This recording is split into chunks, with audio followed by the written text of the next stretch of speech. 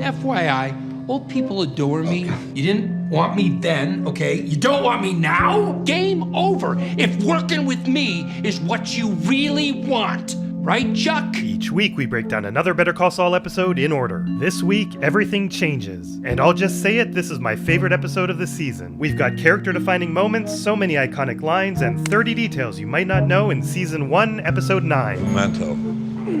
Wow, Chuck is handling his Wile E. Coyote moment from the last episode well. Don't worry about that, right? There really is a park with benches here across from Chuck's house in real life, but the show placed this bench here. Chuck said the Transformer is South-southwest of my front yard. but this one is east. Kick off your shoes. Grass between your toes feels nice. Maybe it's time we go in. You need to get ready. Schweikert and Coakley can come after me with the restraining order or anything else they got. I'll be ready. Confidence is good. Facts on your side, better. House needs a coat of paint. They filmed a flashback of Jimmy as a child for the start of this episode, but the first cut was 15 minutes too long, so they removed it. But they were able to use it for Season 2, Episode 7, so stay tuned. Episode 9 gets a Saul matchbook in a urinal, one of many negative portrayals of Saul's future business. I got her all her shots. Yeah, it's just a dog. That really is quite presumptuous. What if Stacy or Kaylee were allergic? Hey, it's good to have a dog around. Bad guys think twice about breaking into a house with a dog. Yeah, I bet that one's gonna keep a lot of burglars away. The dog was too short for this shot, so they had him stand on a box. I don't blame them, but both Kaylee and the dog looked directly at the camera. Excuse me a minute. Got it. Is everything okay? Just a lead on a job opportunity. Even the worst prisoners in the basement of this building are allowed access to a lawyer. No one is denying Mr. McGill access to his clients. The second hand isn't moving, revealing the continuity trick of stopping the clock during filming. Mr. McGill, who is very loud and flamboyant, is a disturbance. FYI, old people adore me. I've heard enough. The judge is named after the show's supervising sound editor. Don't worry, Chuck. That's not smoke you smell. That's me. This one was written and directed by Breaking Bad veteran Tom Schnauz. The 8-day shooting had only 2 days on set and the other 6 days on location. Here are some behind-the-scenes photos shared by Tom. You can see how this camera track was used in a deleted scene at the end. Your baby bro kicked some Schweikert ass today. This is a bit like when Michael McKean was a stuffy law professor on Mr. Show. You are no doubt familiar with my reputation as a controlling, sour-tongued, bitter crank. And Bob triumphantly filled in for him. You come in here with heads filled with soup. He's told the truth. Schweikert and Coakley sent this? We're going to continue this document dump until we're drowning in paperwork. It's just paperwork, right? A case this size, it is not a two-man job. For the good of the clients, we need to refer this Don't case... say it. Don't say... Refer it out to HHM. Damn it, Chuck, no. We can Aaron Brockovich the shit out of this case. $20 million isn't shit when you split it between them. Aaron Brockovich didn't do it alone. She and Ed Masry brought in heavy hitters from Los Angeles to get that case across the goal line. And that's what we need to do. Could we do it alone? Could two men alone build the Brooklyn Bridge? Maybe. But it would take forever. Just how long do you think the residents of Sandpiper Crossing have? That argument you won today. Judge was never going to grant that. Schweikert is throwing softballs. We'll be so busy swatting them away, we'll never spend any time on the actual case. Ouch. Chuck could have been honest with Jimmy ahead of time instead of humoring him. You need to get ready. This case will span years. We don't have the capital to carry it forward by ourselves. This makes a ton of sense and strikes me as a refreshingly realistic way to look at the law, kind of like showing how the DEA doesn't have the budget to pursue every crime indefinitely. Way too much time and money is being spent on the Fring case. Fine. The case goes to HHM? Hail Satan. I submit to the dark side. I guess I'll have to get an office right next to yours. Jimmy and Chuck, working as a team. Finally out of the mailroom, huh? The McGill brothers are now peers, so side-by-side offices will be great. Why isn't Chuck smiling? We can see from this warning label that this is a Coleman 295A, which matches what the doctor said. Coleman lanterns indoors. And indeed can run on... White gas.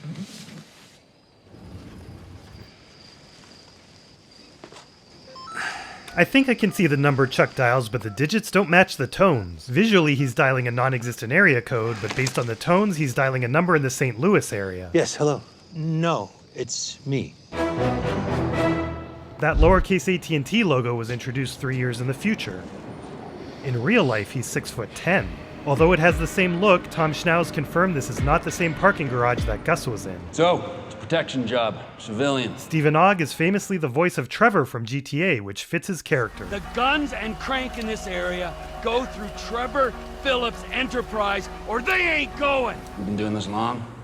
I just assume we're all heavy hitters, and it makes sense. The vet recommends the best of the best. They don't reveal it in the show, but in the script his character's name is Sobchak. That's because he's modeled after Walter Sobchak from The Big Lebowski. You think I'm fucking around here, Market Zero? Dealing with some of these ethnic types, blood tends to run a little hotter. That's just science. Okay, we're not supposed to like him. What you packing? A pimento. Sorry, what? Pimento sandwich. I brought sandwiches. Pimento cheese. That's funny. Pimento. No, I mean, what are you carrying? You know, a piece? Pimento is a cheese. They call it the caviar of the South. That's true. Tom came up with that line by reading the Wikipedia article for pimento cheese. You don't have a gun? I go old school, the Wilson Combat 1911. I got a Glock 22 Gen 3. And those are just the ones I'll tell you about. Hi. Hello. My name is Price. Actually, that's not my name. Anyway, we're not dealing with names today. Price, real name Daniel Wormold, is confirmed by Tom Schnauz to be the Danny from Breaking Bad. Danny can be trusted completely. He's played by Mark Proksch, and if you're not familiar with his work as Zim Zam the Yo-Yo Man, where he pranks local news stations into thinking he's a yo-yo master who teaches kids about the importance of going green, then I've got a treat for you at the end of this video. Mark originally auditioned for the role of Craig Kettleman. $500 per man, if that's acceptable. Yeah, I have a thought. Yeah. How about you give me and Man Mountain $750 each? That's a reference to former wrestler Man Mountain Mike, although he was only 6'4". Send Uncle Fester there home. Uncle Fester is from the Addams family. He's not carrying a gun. Is that true? You didn't bring a gun? I didn't think I'd need one. It's a protection job. It's basic common sense that you need a gun to protect your employer. I mean, duh. He's just a third wheel without a piece. Legend, a third wheel legend. If I need a gun, I'll use one of his. How do you picture that happening exactly? Well, I guess I'm gonna take it from you. Come on, Billy Jack off. Here he's referencing Billy Jack, a fictional Vietnam vet who defends the defenseless. Sobchak loves making colorful references, but I only count it when Jimmy does it. Here, I'll make it easy for you. You can make it not so easy. You got it. This shot uses a stunt double. Son of a... They removed one frame of this to make it look more violent. Son of a... The sound also really sells the violence. I got a Glock 22 Gen 3. I'm going to trust Mr. Man here and say this is really a second-generation model, and this is not really a... Wilson Combat 1911. And according to Jay Springman, this gun is known for being all style. Now that's impressive. So many guns, I don't know which one to use. You want one? Let's go. But we need 3 guys. No, we don't. Come on, let's go. You can still see the reflection of several people standing, even though everyone is now left except for Sobchak on the ground. And now that I'm doing the job alone, I get the full 1,500. Sure. The suit okay? Is it too tight or too hot? Yeah. No, I mean, no, it's good. Can't even tell that's under there. At any point, it's too much, we'll turn around and come home. You want maybe like a safe word? How about get me the hell home? Who's it? I must have left my stupid phone on last night. It's dead. Did I do that? This is an impressive array of old phones, although the Sprint version of this Motorola Q phone wasn't released until 2007. They'll be here in 1 minute. Here we go. Anyone still have a phone? Add it to the collection now. Okay, shut it down. There's Breaking Bad Brenda again. This is so dramatic, like they're bracing for a tornado, or modeling for a magazine. How you doing? You doing all right? Yeah. You'd think they would do this in the garage to minimize his sun exposure. Here we go.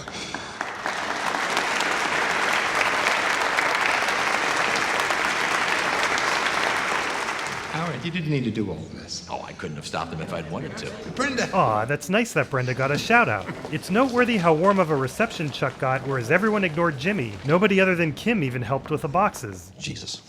I feel as confident about this as anything that's ever come through our doors. The Danishes are back, and again there are 6 available. How many Danishes? 6? Francis, start putting together teams to travel out of state, talk to these residents. Hey, Howard, I'm glad you're all excited, but can we slow down a second and discuss terms, maybe? No. Of course. We could guarantee you, say, 20% of the common fund share. That will work. As for money for you now, I think we could go as high as 20,000. That, too, will work. I'd like to use 312 as an office, right next to Chuck's.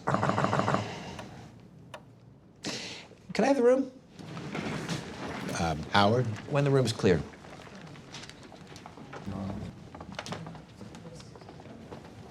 Jimmy, I'm just going to say it. You're not working here. What are you talking about? You said this case is a slam dunk. Yes, we want the case.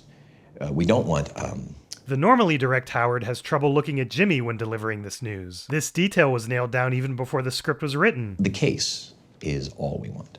You're serious? Huh? I walk in here with a multi-million-dollar class action lawsuit on a damn platinum platter, and you don't want me?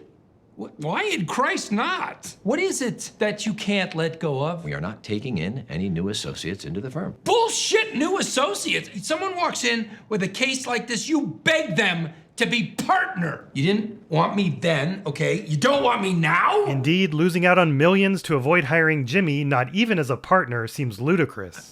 I don't know what to say. I am very disappointed. I really think you should reconsider. I'm sorry, but no, I think it's best if Jimmy takes the of-counsel fee. We could probably up it a bit. It's easy money, Jimmy. Go to hell, Howard. I'm not giving you my case. And I'm gonna tell every one of those clients what a lying, miserable pig fucker you are. Good luck to you moving forward. Look at those daggers aimed at Chuck. Yeah, come. Wondering if you had a moment? How to make a pimento cheese sandwich. Sure, just give me a second. Buy yourself some pimento cheese and some white bread. You take 2 slices of bread and you spread the correct amount of cheese, like so. You close and you're done. Congratulations. Actually, Howard's writing an email, and here's what it says. It's pretty stuffy and wordy, and it's great attention to detail. Howard appears to have gotten his hands on a Dell monitor from the future, as the ones in 2002 were a bit bulkier and had the circle logo at the bottom. Maybe like with Lydia's Mac from the future, it's a perk of being rich. What's up? I wanted to talk about what happened today. Jimmy found that case. He built it. He deserves a seat at the table. Just like when they used this set for Chuck's office in the last episode, this is a giant picture of Los Angeles. In front of it are some fake shrubs to obscure it a bit, and a fan is blowing on the shrubs to make them move. The decision has been made, Kim. Why? The why is not your concern. I think it is my concern. And why is that? Because he's my friend. That's a big step. Not that long ago, she wouldn't admit it. You two are still friends. I wouldn't exactly. You talk, though. And the way I see it, you're not treating him fairly. Jimmy is a good lawyer, and he works very hard. Duly noted. After referencing this in Breaking Bad for over a year, I cannot put into words how happy I am that we finally get our first one from the man himself. There were 3 of them in Breaking Bad. Duly noted. Duly noted. Duly noted. You're way out of your depth in this matter. So the next time that you want to come in here and tell me what I'm doing wrong, you are welcome to keep it to yourself. Because I don't care. This is such a weird delivery upon the first viewing, but it makes more sense once you have the full context. Stop. Close the door. I wonder how this is supposed to work. I mean, who goes first? You know, do I hand over the pills first? Do they give me the money and then I hand over the pills? Well, in any case. Here is what is going to happen. Danny and Mike working as a team. I did point out the first one, even though I didn't officially count it at the time. All right, here's what's going to happen. Oh yeah, and I knew we needed 3 guys. I knew it. It's a 3-man job. Hello. Hi. Is it all there? We're short 20. That's fine. Agreed amount or no deal. You saying I intentionally shorted you? No. Mistakes happen. What do you think? Did Nacho do that on purpose? You're really willing to blow up this deal over 20 bucks? Are you?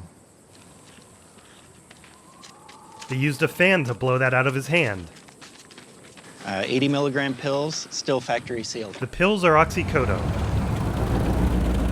You can pay me now. How did you know not to bring a gun? That fella you just met with. Name is Ignacio Varga. Aha! For those of us who didn't get the Nacho-Ignacio connection, now it has been made clear. No, it wasn't me. It was Ignacio. He's the one. He doesn't want his bosses to know. It was in his best interest that things go very smoothly. If you're going to be a criminal, do your homework. I'm not a bad guy. I didn't say you're a bad guy. I said you're a criminal. I've known good criminals and bad cops. Bad priests, honorable thieves. There's no honor among thieves. You can be on one side of the law or the other. But if you make a deal with somebody, you keep your word. Mike's speech relates to Jimmy as well. Right now, he's a good lawyer in both senses of the word, but we know he'll eventually break bad. You're now a criminal. Good one, bad one, that's up to you. This interesting shot reminds me of this face-off shot. Here it's just artistic, but in Breaking Bad it was to conceal that the car wasn't really at the nursing home. I was worried about you. I must have called a dozen times. Sorry, my phone died. You have to listen to me rant about what an absolute unwashed asshole your boss is. Jimmy. He hates me that much? I hate him more. What you drinking? Jimmy. Ham Lindigo Blue. How about Ham Lindigo Blow Me? Jimmy! I think you should take the deal.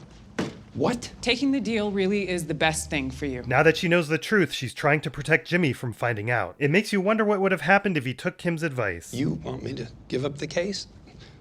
My case. You'll get all the financial reward without the risk. How can that be bad? You come here peddling that horse shit? In Jimmy's defense, she is giving me Truman Show vibes. Why don't you let me fix you some of this new Mococo drink? You're like a damn pod person. Although I do think a colorful reference is out of place here. I feel like Jimmy would be too hurt right now to be this colorful, and I expected him to say something more brutal. Kind of like this. Tell me he didn't buy you off cheap. Did he promise you the office I asked for? Or did he just swear never to move you back downstairs?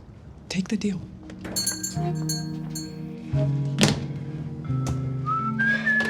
Whereas Jimmy couldn't sleep after the way Howard treated him, Chuck has pep in his step and is happily whistling. Sound familiar? Michael McKean claims he's whistling Rotten Farewell, a song from this IFC promo he wrote, performed by Jack Black, T-Bone Burnett, and others. He included his friend Ed Begley Jr. in one of these promos, who we'll see next season, along with a mind-blowing detail I can't wait to share. Jimmy. Jimmy, are you all right? Well, I didn't sleep last night. I'm gonna take that deal. I'd be a fool to pass up that money. It is a lot of money. Both Howard and Chuck keep stressing the money. It's a cynical view of Jimmy's motivations, although he has said things like, money is the point. I wish it could have worked out. Two McGill boys, side by side. That would have been great, right? The very best. Jimmy and Chuck. I'll keep on Howard. Maybe I can gradually wear him down. Thanks. Wow, I'm so lucky to have you looking out for me. There is a way that you could get Howard to change his mind. How? Quit. Jimmy, no. He just threatened to quit. He's got to blink or HHM goes under. It's a perfect plan. Jimmy, if that's what you want, you know, us working together. If working with me is what you really want, right, Chuck? You called Hamlin. In Finnish, pimento means darkness and is typically used to mean keeping someone in the dark, so the title has a deep second meaning. There was a deleted call at 2 a.m. And you know whose number? Hamlin's. Phone must have felt like a blowtorch in your ear. All those radio waves right up against the side of your head. My God! What was so important that you had to call Howard before our meeting? You told him not to hire me. It was always you, right? Right back to when I passed the bar and tried to join the firm. You didn't want me. And it was him who didn't want Jimmy using the McGill name in Uno. You have to admit it could be confusing. Why were you working against me, Chuck? You're not a real lawyer. I'm what? You're not a real lawyer. University of American Samoa, for Christ's sake? An online course? What a joke. You take these shortcuts and you think suddenly you're my peer? You do what I do because you're funny and you can make people laugh? I committed my life to this. I thought you were proud of me. If Jimmy looks back, he'll see the signs. Are you proud of me? Yes, I was. When you straightened out and got a job in the mailroom, I was very proud. Keep old Jimmy down in the mailroom, because he's not good enough to be a lawyer. I know you. You're Slippin' Jimmy. Not now, Slippin' Jimmy. This is an intense scene. And Slippin' Jimmy I can handle just fine, but Slippin' Jimmy with a law degree is like a chimp with a machine gun. The creators liken this to Chuck on the stand, breaking down like a murderer confessing on an episode of Perry Mason. And like a good lawyer, Jimmy only asked questions for which he already knew the answer. The law is sacred. If you abuse that power, people get hurt. This is not a game. You have to know on some level. I know you know I'm right. You know I'm right. I can certainly see where he's coming from. He's got too much of Jimmy's past stuck in his head, and it makes sense to protect his firm from a potential loose cannon. But his approach was unconscionable. He really should have just told him from the beginning, I love you, but I don't trust you to be a lawyer at HHM. Also, he seems to be driven more out of jealousy and ego than a noble defense of the law. This is a character-defining moment for Jimmy, and you can imagine Chuck's speech echoing in his head when you rewatch him as Saul in Breaking Bad. I got you a 20-pound bag of ice, some fuel canisters. It's enough for 3 or 4 days. After that, you're on your own. I am done. How about the fact that, already knowing the truth, Jimmy made sure to bring extra supplies with him for his final visit? Jimmy! Heartbreaking. Jimmy! From the start, Michael McKean's performance changed the way they wrote Chuck, as originally Howard was going to be the bad guy and Chuck was going to stay helpless. Congratulations and thanks to the new 6-month members. ID Bro, Emerson TV, Phil Malur, Justin Cage, Mega Beef Bowl, Keithius Maximus, Kadir Yavuz Kurt, Carnage Game, Cathal Lacey, Born Annoying, Stepan Zernik, Sarkis, Nemo, Lesson Met, Cardinal, Hector Gonzalez, Anna Bjorgman, Waterlemon, Onsku, Catnip, The Boy, Zana Sega, Oscar Fry, Gregory Hatch, Batuhan Aslan, Evera, Ibrahim Conber, Dave T1, Surf, Kickin' Hobo, Better Watch What I Watch When I Watch Better Watch TV, Nucci, Didrino, Kennedy, Basil, Wife Sex Gaming, Jiggy Calzone, Angle, Ice Cafefe, Rafael Reyes, Erki Jokinen, Michael Packard, Nestamak, J Rabbit Banana Hoovy, MD Machiavelli, DP, Family Guy Fan 15, Jaku, Austin Shannon, Carl Neglis, Dot Billy, Sar Zero, Phil Swift, Dr. Beans, The Sean, Vodka Spliff, J Dev, Max Weber, and David Mason. Say hi to the new members: Gamebuster 800, Anthrax Plus, Slade Dixon, Fresh, Joshua, Othi, Crafty Bastard, The Movie Sequel Dude 49, Undead Zebra, Fung Romez, Can, Not Necessary, Yossi Kira, Link NN4VI, Felice Bus, Piecha 15, Carson Complains, Kevin and Loren, Finn, Paulo Botsky, Dunyan, Pokestars, Darren, Chilbro Baggins, 48 Kelvin, Lolly Holly 99, Hiccup 3311, Spontman, Oceanity, Silent 13, Ethan Clark, Dr. Crude, Whiskey on the Rocks, Cole, Blempy, Michal Kus, Galaxy's Worst Bounty Hunter, Scary Chainsaws, Cake Derp 476, Spotted Stars, Rubio, Travis Camilleri, Callum Loves Better Watch TV, Yup, Lily's Grimoire, Chris S, Birdie Rusur, Nick, Minister President, Rook Frook 626, and Omar Lore, who joined to watch this video early and ended up in the video instead. Next week, we've reached the season finale, then a 1-week hiatus before we get into season 2. All right, one at a time, gentlemen. Mr. Swanger. Cut, everybody. Just cut. What up? What up? From the top. Bitches. All right. Looks like you're wearing long johns. I am not allowed to leave my apartment. I named her Bogart. Oh, Jesus. I have enough here to let me rule on this restraining order. We want to leave it ambiguous as to which way did the decision go. I'm such a huge fan of One Flew Over the Cuckoo's Nest that I had to give him these lines. Yeah! Give it up! Give me a smile! Come on, give it to me, up high! Don't leave me hanging! Here, let's hear it! Bull Goose Randall back in action. Nice shirt, Cesaroo, you lunatics! Hit it! That's a sugar daddy likes. Boom! Booyah! That's not smoke you smell, that's me. This mofo is on fire. Now, how do you combine going green with the yo-yo? Honestly, it's been kind of a struggle to get into some of the schools, but it's a shame because they pay really well. But then when you get in, you need to, first thing you need to do is stop at the office, sign in, get a badge, not like Gunsmoke badge. Right, just your name, normal Your process. name, and then the security guard will take you down to the auditorium, gymnasium, basically a room. How did you get started to do something like this? I was looking the Grim Reaper in his eyes, and I was at a door, and it was locked, and I needed a key, and this was the doorknob. Okay. Literally, life has a lot of ups and downs, and these yo-yos are great for the environment, not so great for yo-yos. This keeps happening to me.